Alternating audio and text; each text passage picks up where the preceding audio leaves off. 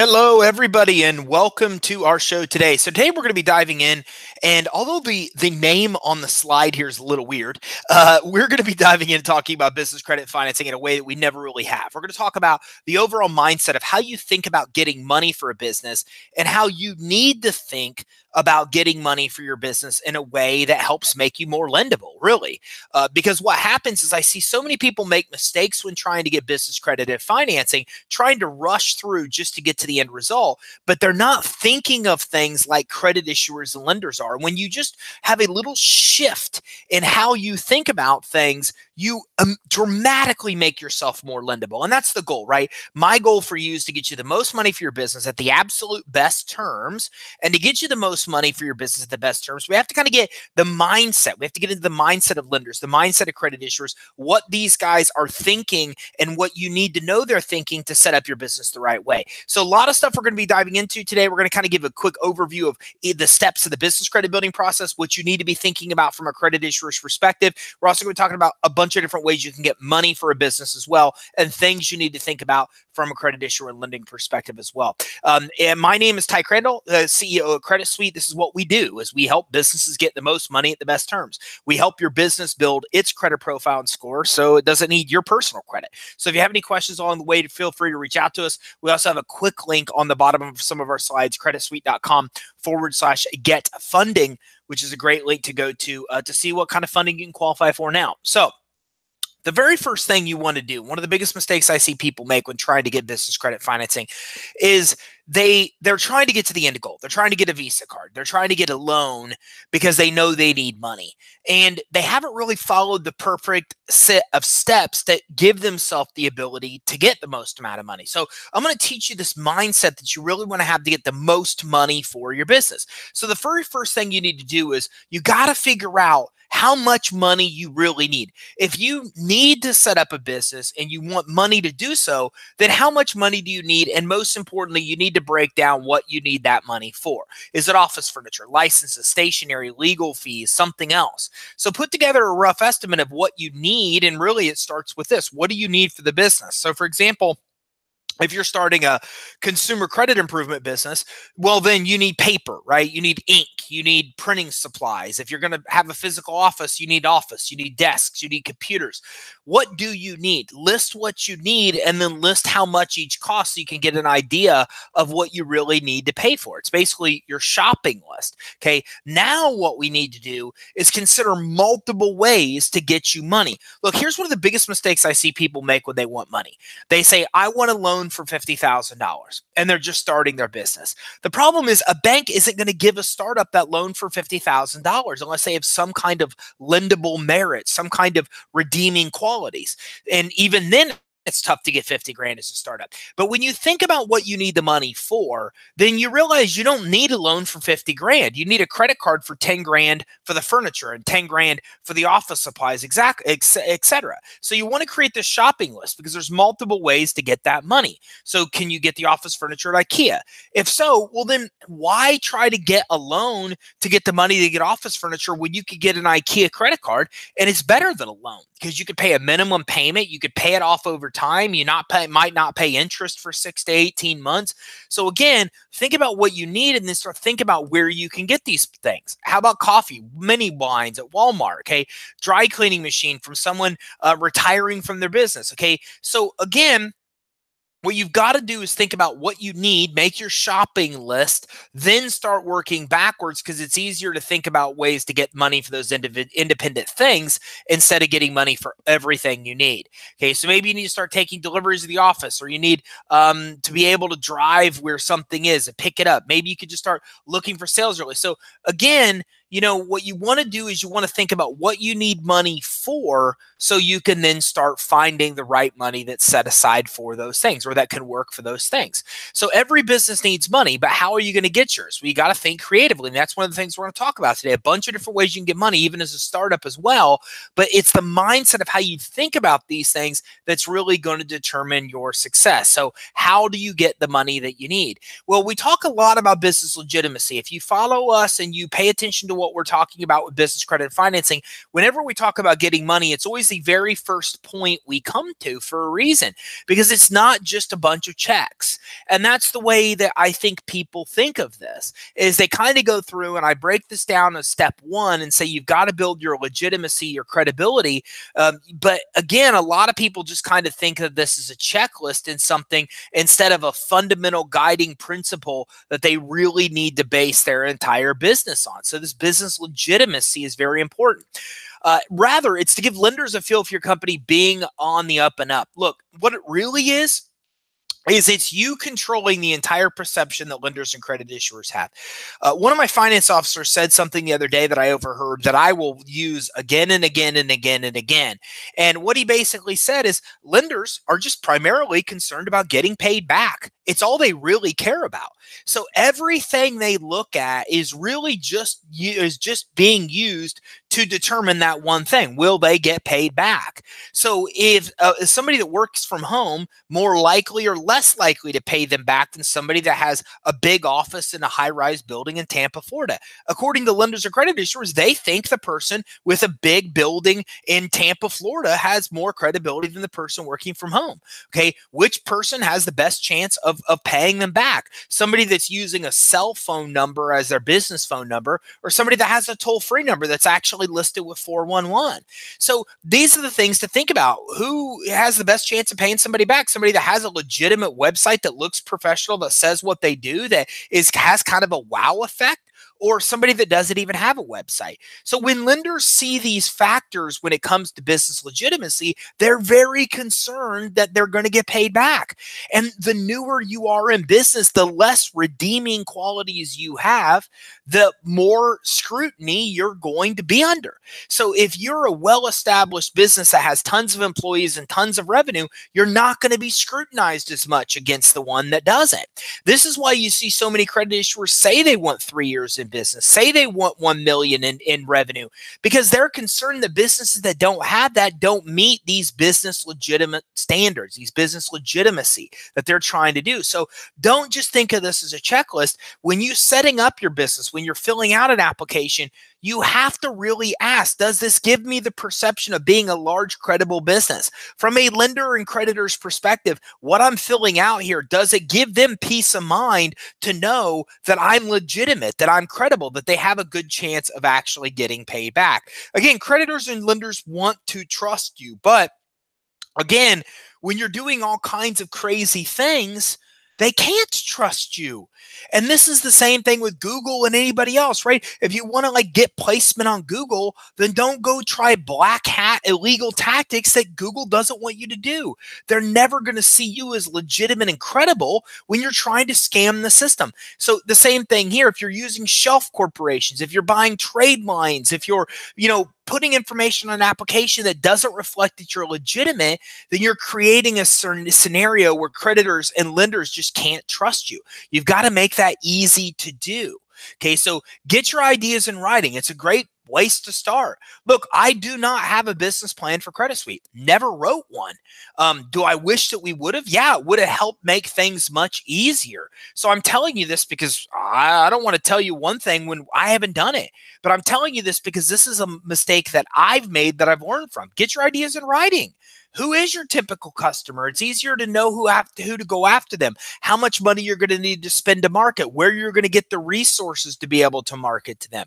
Okay, how will you market to them? How will you advertise? Get feedback from mentors. Okay, so when we talk about mentors, these are people you know. They might be a former boss, a family member who owns company. They can even be people who failed. Okay, are you being realistic with your goals? Ask them.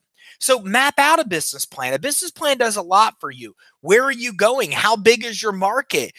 Who is in your market now? What are you going to do to market and advertise? It gives you your whole roadmap of success in your business. Somebody that can help you along the way, and something I wish I would have done earlier in my business is get a mentor. Get somebody around you that has more knowledge and experience than what you have, okay? Because I can tell you, going through this journey, you learn things all the time, and you're better off to learn from somebody else's mistake that you're learning from than trying to make it, or than make the mistake yourself and have to learn. The mistakes that you make yourself will cost you substantially more money than the mistakes you see other people make that you learn from.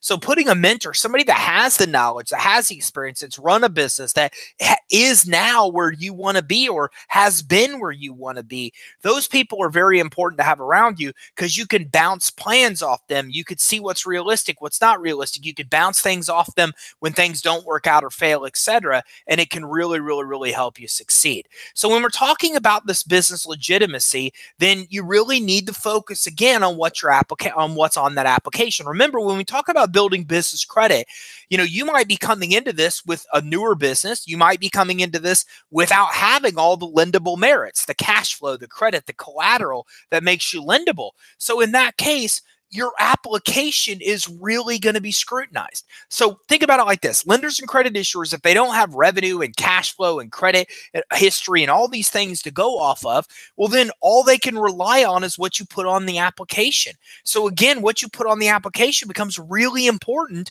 to reflect that you have that business legitimacy that they're looking for. So if you work from home, use a virtual address. Okay, you can go to alliancevirtualoffices.com or go to creditsuite.com/virtual.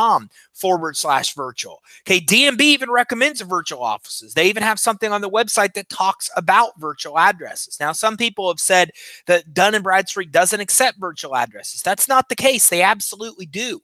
When you set up your DUNS number, they will accept a virtual address. What they won't accept are PO boxes that are made to look like they are actual virtual offices. So if you run into that problem, you probably don't have a real virtual address. But even DMB recommends them.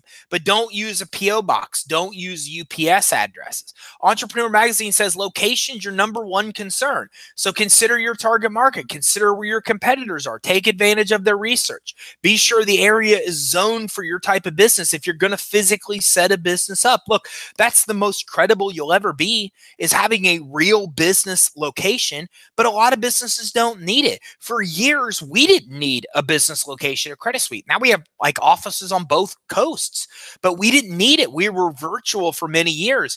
But in that case, use a virtual address. It will give you more credibility. When you're setting up a physical location, where are your competitors? Who is your demographic? I watch a show that I love called Bar Rescue, and this is one of the first things he does. He comes in and says, what's the demographic of the community? We've got to build a bar concept for the people that actually live here. So again, it makes a bunch of sense. If you're selling something that's very expensive, well, are you in an area that deals with really low income? Well, that's probably not the best place to set up your office, right? So you've got to know where your competitors are, but you also need to know who your target market is and make sure that you're putting a location right in the middle of that target market to make it as easy as possible for your customers to find you. So you got to file your Secretary of State or your entity with the Secretary of State. So if you're going to be a sole proprietor or a partner, well, then I recommend that you do a DBA if you're a sole proprietor, because you don't want your business name to be the same as your name. You should know that sole proprietors it's like insane. To give you an idea, they have like 40 or 50% greater chance of getting audited than corporations do. So consider corporation. Consider filing an LLC, a limited liability company. Those will help separate your liability, personal and business, and those are also preferred entities. A corporation really makes you look more credible. Okay. If you're a sole proprietor, the reason sole proprietors get audited so much more is because then the IRS knows they typically statistically do more hokey things than corporations. Not my opinion, but there's got to be a reason the IRS audits sole props 40 to 50% more than they actually do regular corporations. So get a corporation. Okay. Set up an LLC. That in itself just makes you look more credible. Okay. So again, you never want to have your business name be your name. So at least if you do a sole proprietor, you at least need to come in and do a DBA. So get that business phone number, get it listed with 411. You could do that through List Yourself. Get that fax number. Okay. Again, you don't ever want to leave an application item blank. So if it asks you for a fax number and you leave it blank, does that make you look more credible or less? Does that help your business legitimacy or not? Well, it doesn't help your business legitimacy to leave anything blank on an application because you don't have it. The fact that they're asking for it typically means they'd like to see it. So making sure that you have all of these things becomes very important towards that business legitimacy. So lenders and customers see these things as more legit. Getting listed with 411 as well is very important. It'll also build your confidence in your business. Look, these things aren't just credibility points to get financing and loans. First of all, this is the same stuff that lenders look at. It's the same stuff that credit issuers look at and suppliers and all these people that lend money. They're all looking at this stuff to make sure that you're legitimate and to make sure that it all adds up. They're taking all this data and cross-checking it against what's in Small Business Financial Exchange, what's in LexisNexis, and they're making sure what you've entered makes sense with what they're accessing in these other places. And they'll always fall back on ultra conservative if they don't know.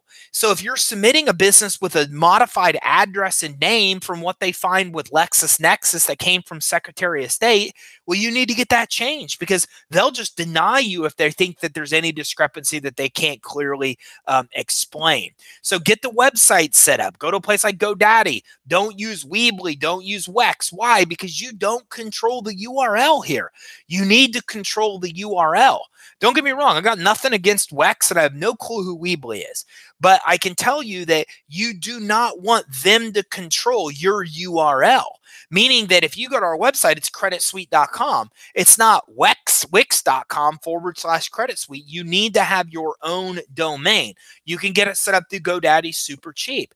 Do a search on all the key phrases that you think may be good names and search to see if the website domain's available before you do anything else.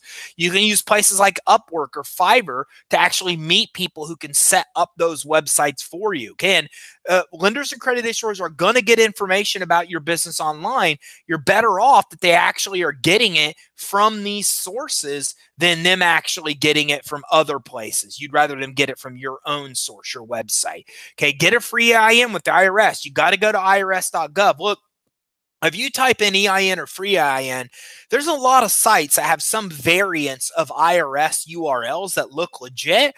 And then when you go all the way through the process, they try to charge you for an EIN. Never fall for that. Go to irs.gov. It's the only place you can go to get the free EIN. So every business has to pay taxes. And again, you also want to check with your Department of Revenue or Taxation. Sometimes, especially in your state, there may be some things that you need to do early that you should know about. Okay, if you need any licenses, get them. Check with your local Secretary of State. Check the city, the town. Check your county. Okay, check your industry. Okay, licensing requirements differ, but if you need a license, you need to get one. And it'll help you. There's credit issuers in the business credit space that if you have a license, they'll give you pretty much $1,000 plus line of credit just because you have a business license. So again, you know, and Granger is one of those, man. You have $1,000, you have a business license you send with the application, they're pretty much going to guarantee to prove you for $1,000 or more. So get a bank account. Okay. You need to set up a business bank account as well. This bank already knows you if you have your personal bank account there. So consider that. Okay. You want to make sure that you build a reputation at your bank. Remember, it's mindset here. It's not just going to get your bank account set up to get it set up. Why are you doing this? There's many reasons. One, a lot of lenders and credit issuers look at when your business really opened based on the day you opened the bank account. That makes sense. Look, I can set up an entity and go get it right now. It's $70 in Florida to get an entity, but I might not do anything with that entity for years. I've bought entities and not done anything with them for years. and never did anything with the entity. So lenders and credit issuers don't want you to get some entity and 3 years later start doing something with it. They want to see that you actually set up the business and that you're using the business right away. Well, if a business is going to start accepting payments, one of the first things it does is set up the business bank account. So the bank account seasons your business with lenders and credit issuers, but your bank account also is seasoned with the bank. So there's 3 credit scores as an entrepreneur you've got to be familiar with. There's consumer credit, there's your business credit scores, and there's also what's called bank credit or your bank rating. And bank credit or your bank rating, this is an internal credit scoring system that the banks have. If you ever want to get a credit card, a loan, or a credit line at the big bank like Chase, Wells Fargo, Bank of America, well, then you need to make sure that you have a credit score with a bank credit score that's high enough to get approved. One of the things that takes into account with bank credit scores is how long you've had the bank account open. So make sure that you open it because it gives your business more seasoning. It gives the account more seasoning. It starts a relationship with your bank that can help you down the road. And it also gives you a bank reference. A lot of credit issuers are going to ask you for a reference. They may even ask you for a bank reference when you start to get financing and credit. So to have a reference at a bank that you have a business bank account with is very important. These things open up more funding options, okay, and it affects your legal and accounting too. So again, just opening the business bank account, separating your personal and your business bank accounts, making sure that you've got the seasoning on the account. You've got the seasoning for your business because your business opened the bank account so long ago. All of these are benefits of opening that bank account. Now, you got to accept credit cards and debit cards as well. So get a merchant account.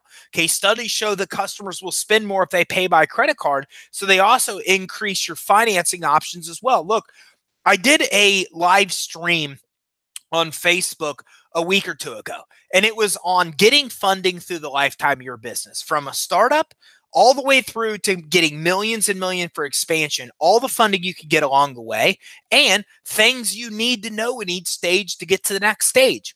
And one of the things you need to know in a startup stage is you need to get a merchant account set up, and you need to set up PayPal and Square as well. Accept credit cards through a merchant account and accept credit cards through PayPal and Square. PayPal and Square make it really easy to start to get money about 6 months into being in business. They give you 30% loan for the amount of deposits you have with them. Interest rates are low. Sometimes they only charge a fee of $500. There's a lot of times no credit check. You can't complain about that.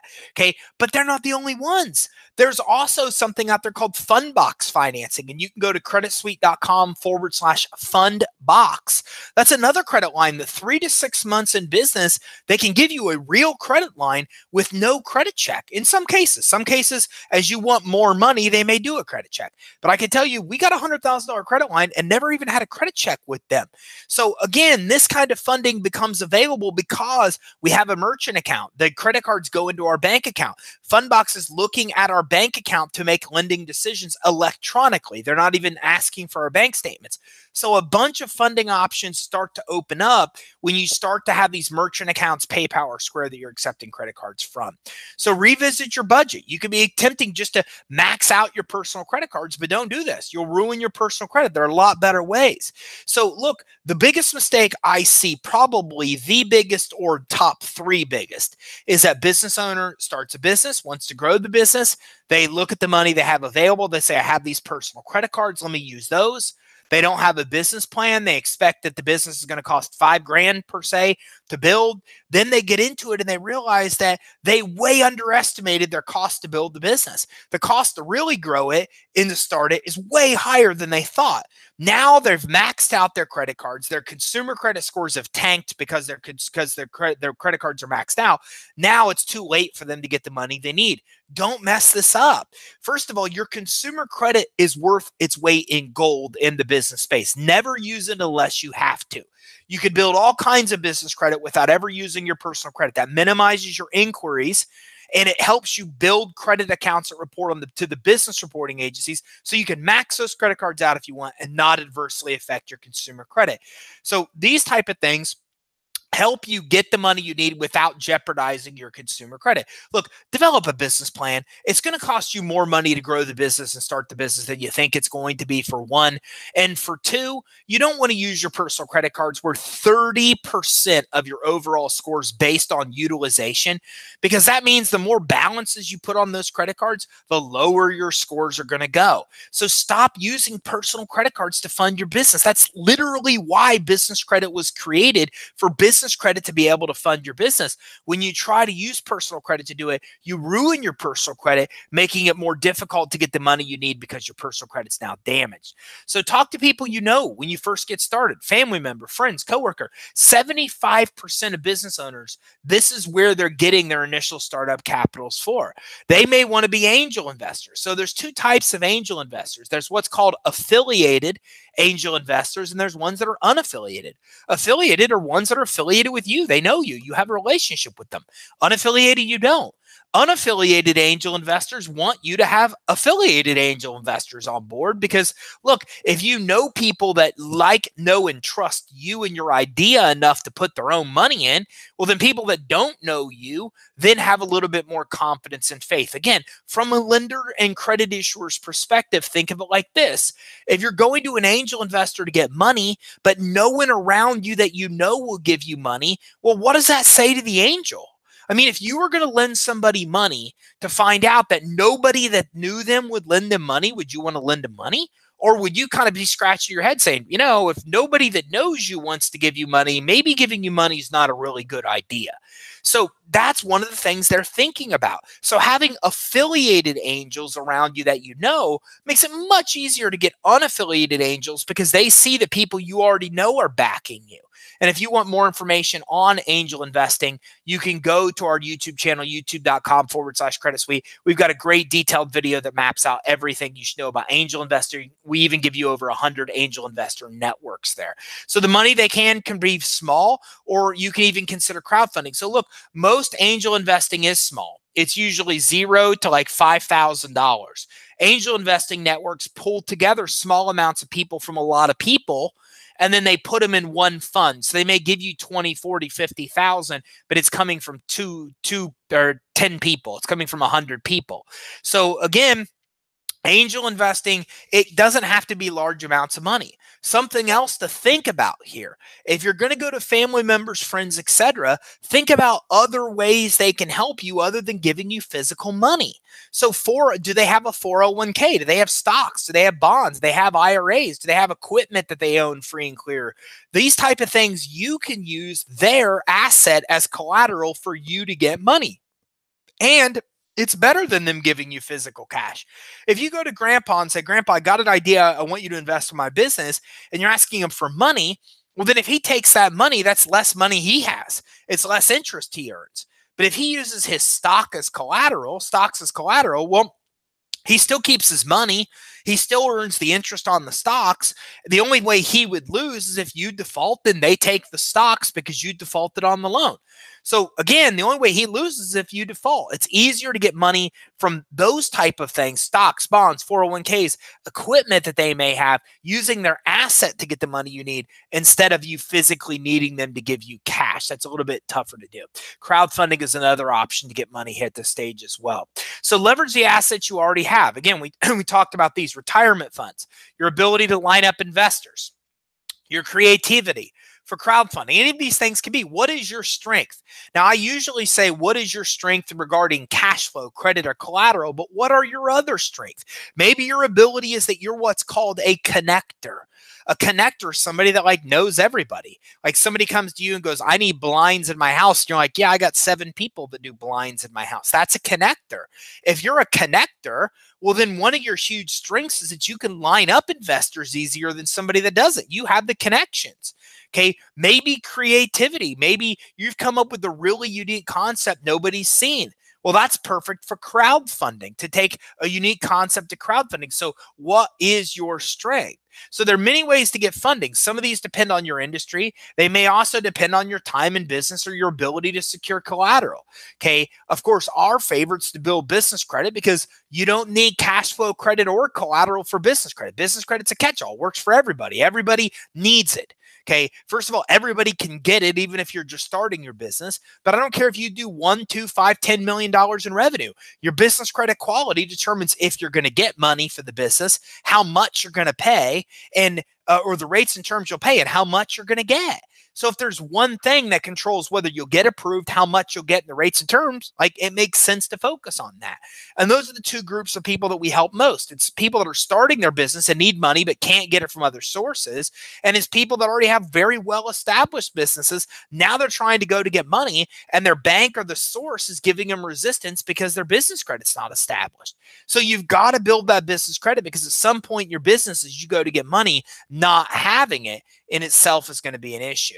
So again, when we talk about business credit or commercial credit, we're just talking about credit that's in a business's name. It's not your own, right? This is when your business basically is building its own credit profile and score that's used to get you the most money at the best terms. So this depends on the company's ability to pay, not you as an individual. So you can get it even if your own credit's less than stellar. Okay. Most important, if you default on this kind of credit, it doesn't ruin your consumer credit. So that's very important. Look, all kinds of unexpected things can happen. If something unexpected happens in the business and you go late on a business credit card, you don't want that to report on your consumer credit report. Then you're ruining your business and your consumer credit. You don't want to do that. So by doing this, then you at least separate those credit profiles. Okay. And it's something you can get even if you have credit issues.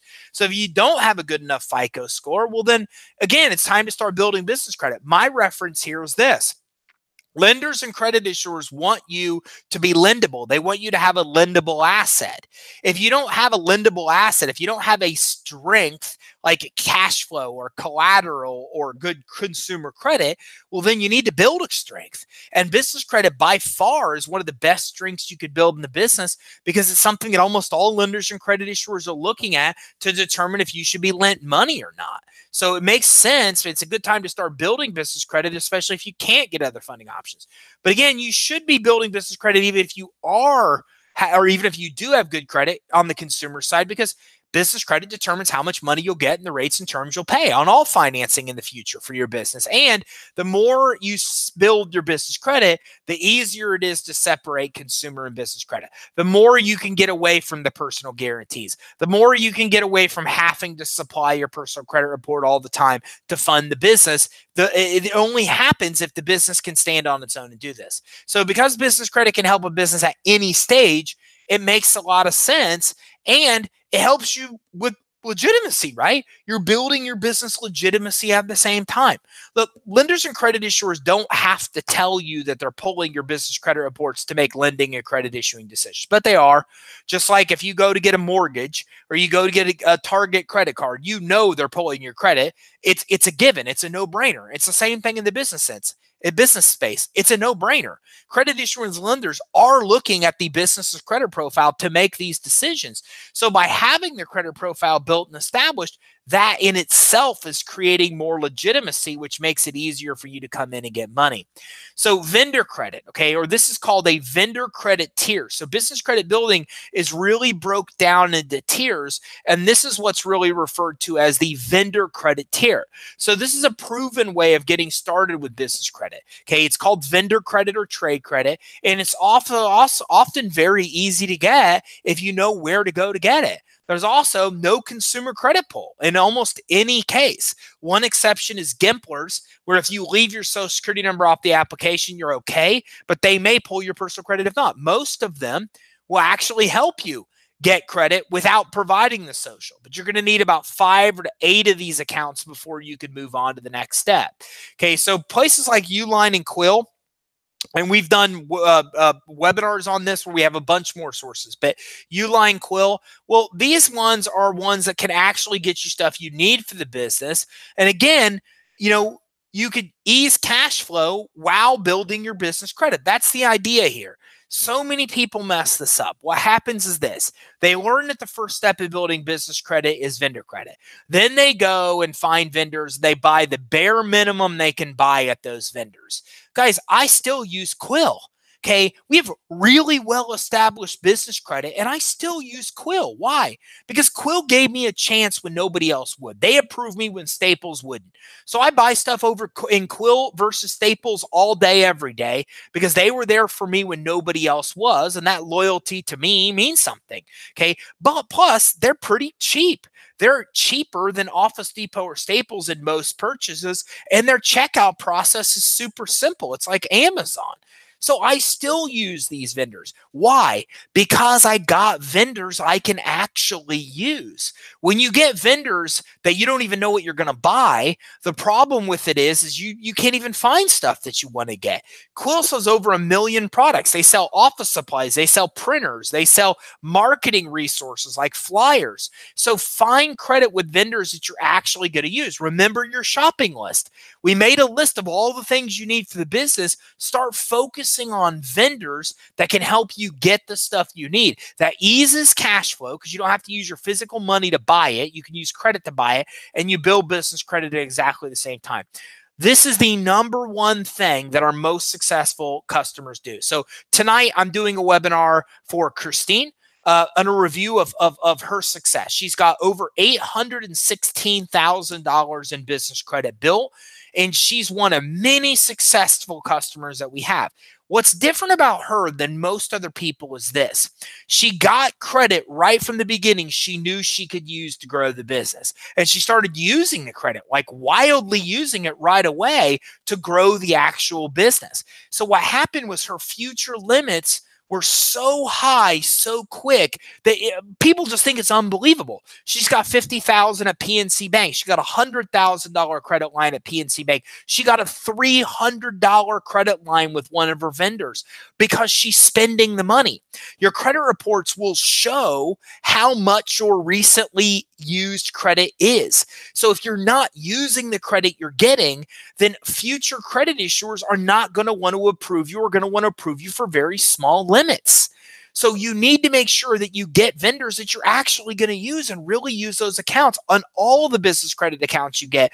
That's what makes it easier for you to get more credit down the road.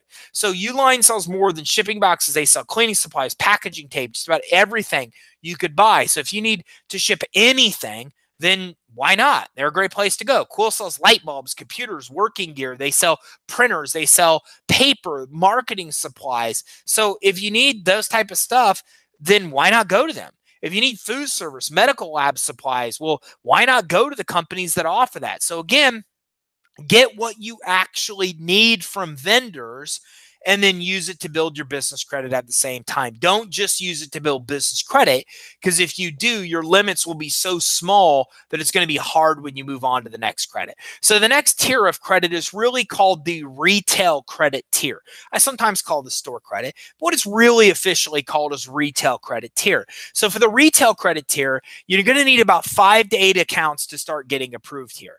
Then you can move on to get revolving credit at retailers, stores, Amazon, Best Buy, Home Depot, et cetera, et cetera, et cetera.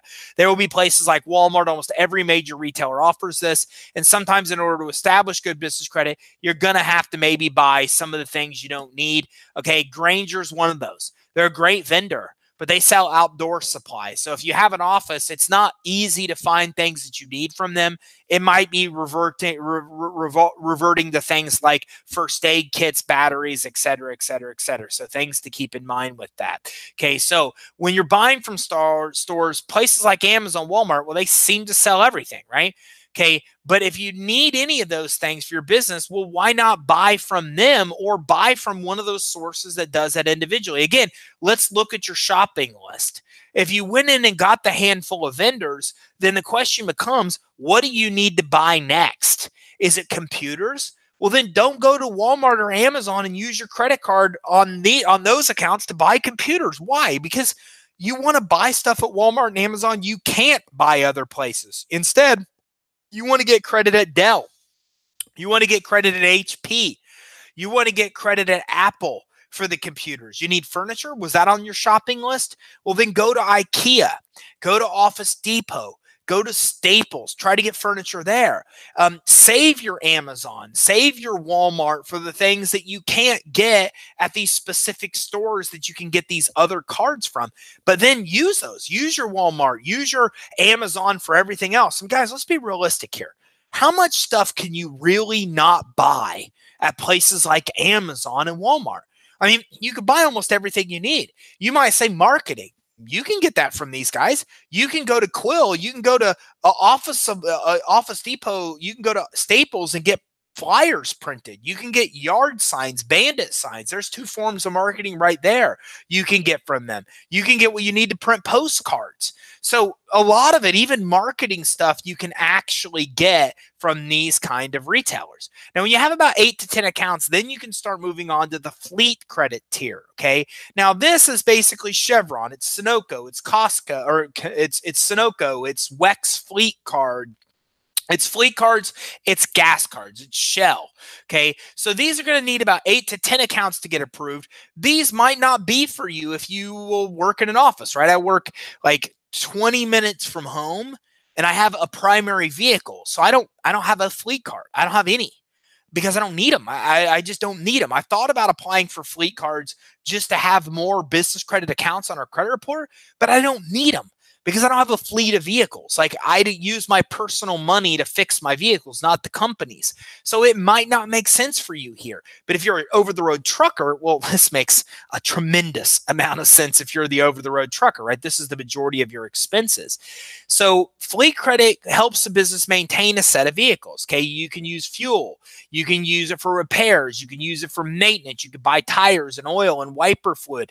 So again, this is another interesting thing about business credit building, is that fleet credit doesn't work for you if you work for an office. You probably don't even care about it, but you do if you own a fleet of trucks. Amazon or Staples might not help you if you own a fleet of trucks because you're on the road all the time. There's not a lot of stuff you need from Staples. So choose the credit sources that you have wisely. If you made a list of what you need to grow the business, it makes it easy because you can start looking at these sources to figure out which of those items they need. But when you go into this with no list of items, then it's easy to just think you want a Visa card or a loan and just want the end goal, instead of trying to realize that you could get the stuff that you need for the business through separate paths.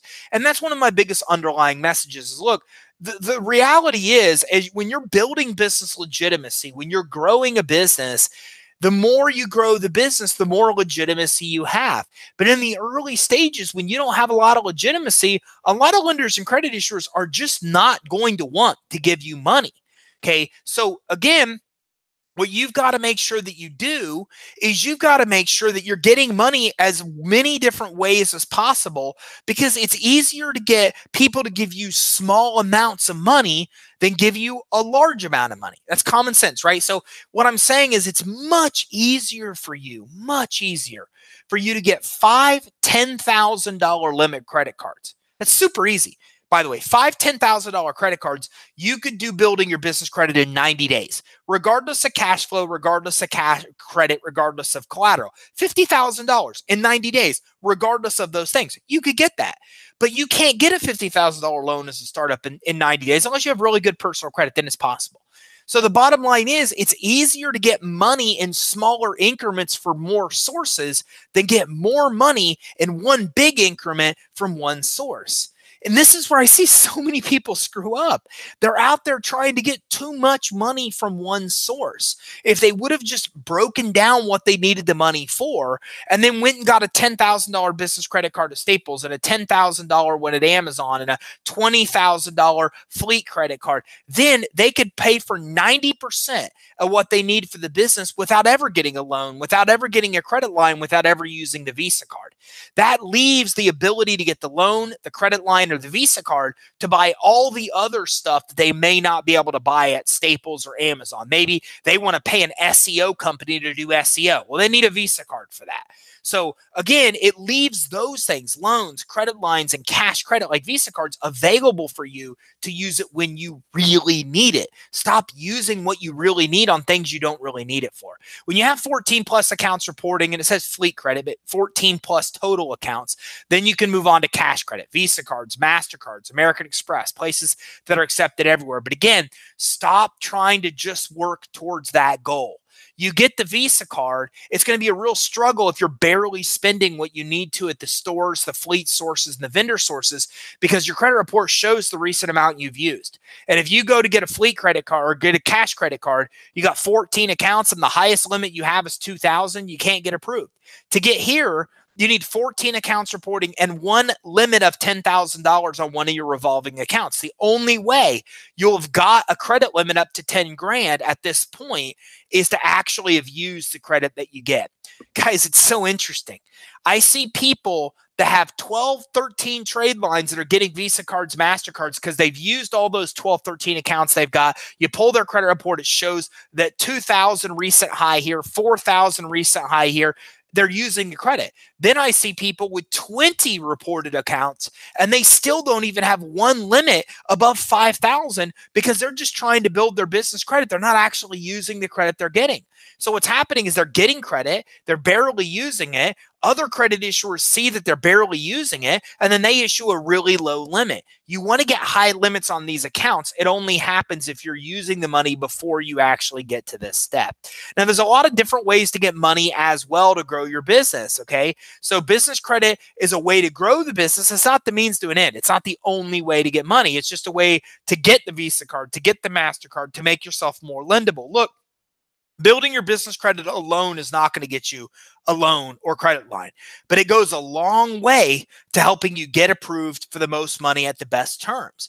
Not having it can prevent you from getting approved. Having it and it alone isn't going to be enough just to get you loans or credit lines. There's other factors, but again, it's a great way to get you there. So there's many choices you have that we've kind of talked about a little bit already. So one of them, for example, is 401k, IRA financing. This is where you're using IRS tax proven strategies with no penalties. You use your 401k IRA or somebody else's, as we talked about, as collateral for financing. You get line of credit or loan of 5% or less, close in 3 weeks or less, and you can get 100% of what's in your 401k. No consumer credit check. Even a startup can get it. No doc, so no tax returns, no bank statements needed, okay? So it's a great way to use your 401k, IRA, or that of somebody else's to get approved. Now, we talked about this as well, stocks and bonds. This is called securities financing, okay? So this is actually something that we refer to a lot on the actual lending side as securities-based financing. So securities-based financing, the reason we call it that is because it's based on you having securities, such as stocks and bonds. So these are when you're using your stocks and bonds or that of somebody else's collateral to get financing. And again, you get 90% financing against the value of the stocks and bonds. You don't have to sell them. You still earn interest on them. So much easier to tap into somebody else's 401k or stocks than it is to actually get them to invest cash. Now, we talked about angels, informal investors. We talked about affiliated. We talked about unaffiliated, okay? So the informal or the unaffiliated investors, these are people that don't know you, okay? So they're giving you money in exchange for equity of the business. So the benefit of angel investors is that you don't have to pay them back through a loan. You don't have to pay them interest and payments. But what you do have to do is give up equity in your company. So you have to decide which is more important for you, the payments or the equity. Angels can even invest via a crowdfunding platform. Plus, they have angel investor networks that can help you as well. We talked about the unaffiliated and the affiliated already. So companies connect to affiliated angels by asking. We talked about that. Unaffiliated angels you can get from a bunch of different people. You basically need to prepare a slide deck. And again, I'm not going to spend a bunch of time on this. You can go to youtube.com/credit sweep and you can search angel funding, or you can find our video on angel funding by just going to our channel and being able to find it there. So a great way to get more money for your business. Now, venture capital, they're going to give you more money in later rounds. loans. So they're often fast growth companies with exit strategies that they're lending money to. What they're looking for is high risk, high return. They want somebody that's in an interesting industry that doesn't have a bunch of people, or they have a huge leg up in the industry, huge risk, but huge return for growth, or huge possibility for growth.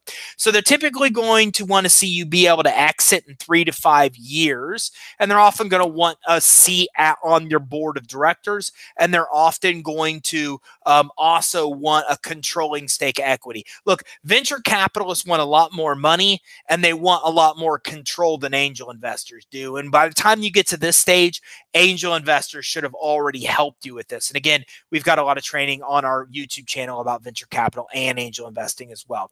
So venture capitalists are looking for a strong management team, a large potential market, meaning that your product or service appeals to a bunch of people, a unique product or service, or something that gives you an advantage, something that helps you stand out above your competition.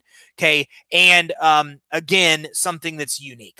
Grants are another way to get money because they're like scholarships. You don't have to pay them back. So HUD has a lot, housing and urban development. Okay. If a business is not related to housing or development, they're not going to help you. But if it is, HUD definitely has some great grants. You can go to portal.hud.gov.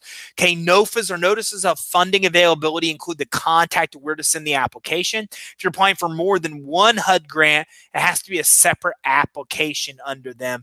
HUD won't give you a combination under one of those NOFAs. So you can also, if you have rural industry, you can go to USDA.gov. USA doesn't just give grants to ranchers and farmers. They also give grants to housing preservationists, waste management companies, energy companies, any of those type of companies. There's a lot of state and local grants. Okay, you can offer a partnership to the state, city, or county. Ask for a local government support for a project. Try to address a specific local government need. Look, think about that. There's a lot of grants out there. Most entrepreneurs are too lazy to do anything about it and get them. And that's sad because it's free money. There's a lot of grants with HUD. There's a lot of grants, as we just talked about, where you're actually able to come in and get it from either HUD, or you're also able to come in and get it from USDA. Okay. But the other thing about grants is there's a lot of local grants in your city, in your township, in your county, where they're trying to promote business in that area. And so they'll give you all kinds of tax breaks or even physical cash to create a business, because when you create a business, you create jobs. When you create jobs, you create taxes. And that's what these the states, the governments actually really want to see. Unsecured business credit lines are something we call unsecured business financing. So a couple different ways to do this. One, use your assets as collateral. Could be 401k, stocks, bonds, those type of things, equipment. Another is where you use your credit as collateral. And this is where you get 0% credit cards with stated income, no financials, tax returns, and no docs, so no tax returns, no bank statements are needed for approval. You can get up to $150,000 using your credit as collateral. You need about a 680 FICO score or higher to be able to get approved. So again, you could get a credit line using 401k, stocks, bonds. You could get a full credit line using good credit. Maybe you don't have a 680, 700 FICO score, but maybe you have a friend, a family member that will sign as a guarantor who does. A guarantor can work for this program. Your credit can work for this program. Love it. Credit's the strength, works as a startup, don't care about collateral, don't care about cash flow, and you can get up to $150,000 in credit lines that report to the business credit reporting agencies. So if that's your strength or someone around you, well, go to creditsuite.com/get funding. There's some options for you there. Some alternative lenders offer lines of credit from 50 to 150 grand. They typically want to see tax returns and average or better credit, 620 or plus better credit scores. Sometimes they're going to want profit and loss statements. If you want over 100 grand, they typically close fairly quickly, and rates are about 7 to 10%. Now, again, some of these you can get in with 620, 650 credit score. Some of them want you to have 680, 700 credit score. Some of them have no credit requirements at all. and will only look at your bank statements. But most of them want to see two things: average credit, 620 or better FICO, and they want to see that you've got tax returns that show some kind of profit. So crowdfunding comes from places like Kickstarter, Indiegogo. It gathers money from a lot of people instead of big investors. If the crowd likes an idea, well, they decide to donate to the project. So a good pitch here really is vital for the actual success. So if you're a good speaker, a writer, a connector, well, this might be up your alley because you already know people or you're good at pitching. Get donors excited about donating before the project actually starts. Okay, so novelty, it's rare. Urgency, you need to get it now or this won't even be created. Scarcity, can't get it anywhere else. Cool factor, again, it's cool, it's unique, it stands out. So these are the kind of things that typically make crowdfunding campaigns successful. Okay, it can be a rush, it can be disappointed. Organized campaigns do better. Again, don't think crowdfunding, you're going to throw up a crowdfunding campaign and get all kinds of money. Crowdfunding works because of two main reasons. One, people that are posting these campaigns that are successful lined up a bunch of donors before the project ever went live, and they're very good at sharing it to their social network. Your ability to line up your own donors to crowdfunding project and to spread it to your network and get your network to share it will drive fundamentally the actual success of the crowdfunding campaign. Campaigns, nobody starts a campaign on Indiegogo and Kickstarter and it just goes viral. It's a myth. It doesn't happen. What really happens is they lined up a bunch of investors. They shared it to everyone in their social networks. They had a massive sharing campaign and their own investors lined up. That's what always tends to make those things successful. So remember, you got to think about what your needs are from the very start. Don't screw this up. Do not go into this thinking about you trying to get a loan or a credit card for 50 grand. You're going to fail. It makes no sense.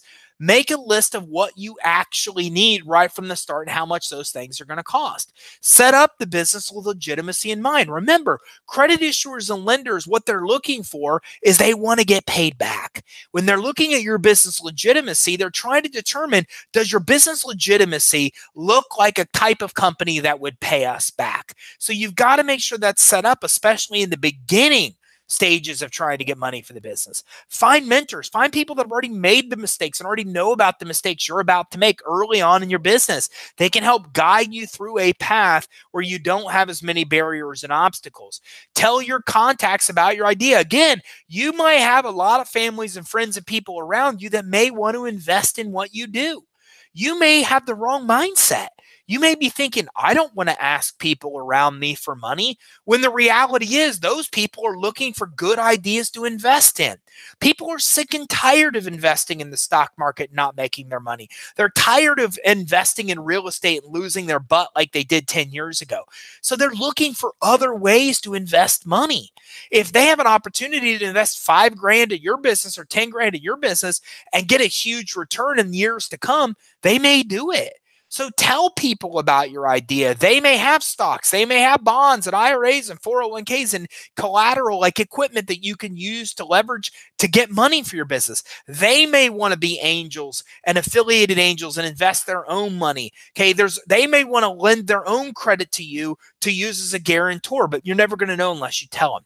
Build business credit in parallel to growing your business. Look, yes, it will help you get cash flow. It will help you get money even when you don't have cash flow, credit, or collateral. But it also helps you get the most money at the best terms for the business. If you want to get the most money at the best terms anywhere in the future of the business, you have to make sure that you're building that business credit. It's not just a means to an end. Look for funding by leveraging personal assets as collateral, 401k, stocks, bonds, IRA. Okay, again, look at other people around you as well.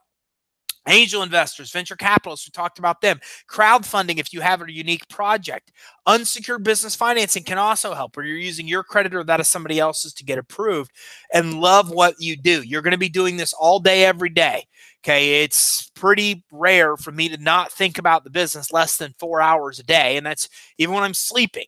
Okay, so you're going to spend a lot of time with it, so make sure that you love what you do. So hopefully This gives you kind of an idea of the mindset of getting business credit and financing. The purpose of me doing this wasn't really to give you a step-by-step to get business credit financing. I got tons of training on that. It's that I see people make too many mental mistakes when doing this. They're focused on the wrong things. They're rushing through setting up their business legitimacy and doing it wrong because they're just in a hurry to get money. They're building business credit just to build business credit to try to get to a Visa card, and they're passing up 19 other kind of credit cards that could have got them all the stuff they needed to buy anyways and got it much faster. So don't make those mistakes. Now you kind of know how to see things through the lender and credit issuer's perspective. So you're setting up that business legitimacy. So you're knowing what to do to go in and get those funds you need to get your business credit set up the right way and to be able to get the most money for your business at the best terms. Any questions? Reach out to us directly. 877-600-2487, info@creditsuite.com or creditsuite.com/get funding to be able to quickly see all the money you can get for your business. And if you want more training, more information on getting business credit financing, how your business credit scores and financing scores work, peer-to-peer lending, all those type of things, then check us out on our social links at the top right of our page at creditsuite.com. We go live on Facebook on Wednesday at 4. We go live on YouTube at 1 o'clock on Tuesday. And then we're also releasing content regularly on our iTunes channel as well as our other social media platforms as well. If you need anything along the way, helping you get business credit funding, helping you get the most money at the best terms, helping your business build its credit profile and score, then reach out to us directly at 877-600-2487, info@creditsuite.com, or reach out to us directly online by visiting our website at creditsuite.com. Thanks, everybody. Have a great day.